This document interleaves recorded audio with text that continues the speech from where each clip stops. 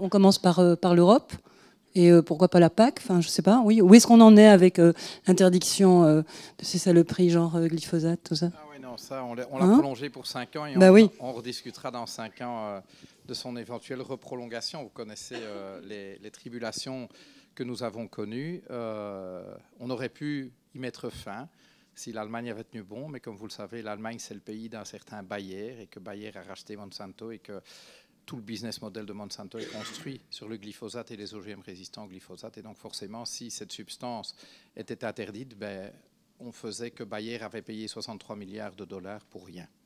Et donc forcément, la décision a été prise de continuer dans ce sens-là, mais rien ne dit que ce sera encore prolongé dans 5 ans. Plus fondamentalement, aujourd'hui, je suis très sensible à ce que vous disiez sur la situation de beaucoup de nos agriculteurs, parce que lorsque vos prix d'achat sont fixés essentiellement par vos acheteurs, par ceux à qui vous vendez, d'accord, la grande distribution, les grands de l'agroalimentaire, donc c'est un oligopole. Lorsque vos intrants vous sont vendus à des prix qui sont aussi fixés par vos fournisseurs, qui sont aussi un oligopole, parce que entre le phytosanitaire, les fabricants de machines agricoles, et, ben, vous êtes face à un oligopole, et donc vous êtes coincé comme agriculteur, en fait, entre le marteau et l'enclume. Et donc, quand il vous reste une marge, elle est vraiment infime. Donc, quand vous avez une marge infime, vous devez compenser par le volume. Donc, il faut devenir plus grand, plus de terre, des plus grandes installations, de la mécanisation, donc de l'endettement. Et on se retrouve en effet prisonnier d'un système.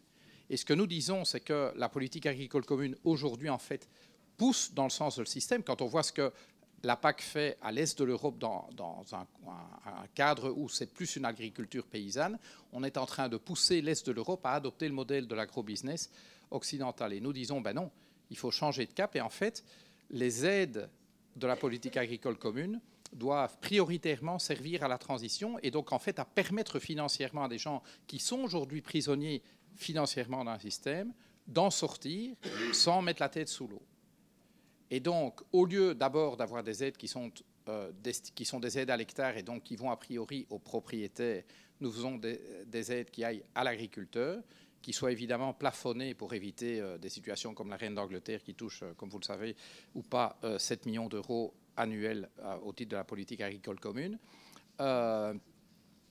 Et donc des aides qui essentiellement rémunèrent la restauration de services écosystémiques, le fait de restaurer la biodiversité de nos sols, enfin d'abord la vie dans nos sols, autrement dit, qui favorise l'agroécologie plutôt que l'agrobusiness, mais surtout en permettant à ceux qui aujourd'hui sont prisonniers du système de s'échapper.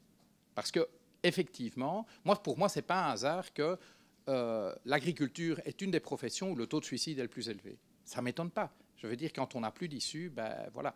Et donc, c'est vraiment là-dessus qu'on doit mettre le paquet. Et donc, pour ceux qui nous posent parfois la question, mais comment est-ce qu'on finance la transition? Eh bien, voilà un exemple parfait où il ne s'agit pas de dépenser 1 euro de plus.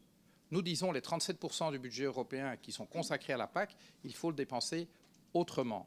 Alors, bien sûr, quand on dit autrement, il y aura des perdants de cette transition de la PAC. Les grands céréaliers de Beauce ou les fermes de 5000 cochons ou de 1000 vaches, ceux-là vont y perdre.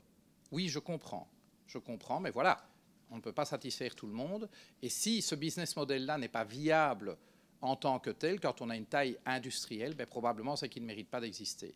Par contre, je pense que beaucoup de petites exploitations nous remercieront parce qu'elles auront trouvé un chemin de viabilité par leur conversion, parce que ce que l'expérience nous montre, c'est que quand on se convertit, et le bio n'est qu'une petite partie de l'agroécologie, quand on se convertit, c'est aussi en maîtrisant mieux ces canaux commerciaux, la transformation, autrement dit, on concentre plus de valeur ajoutée dans la ferme plutôt que en fait, la confier à des tiers.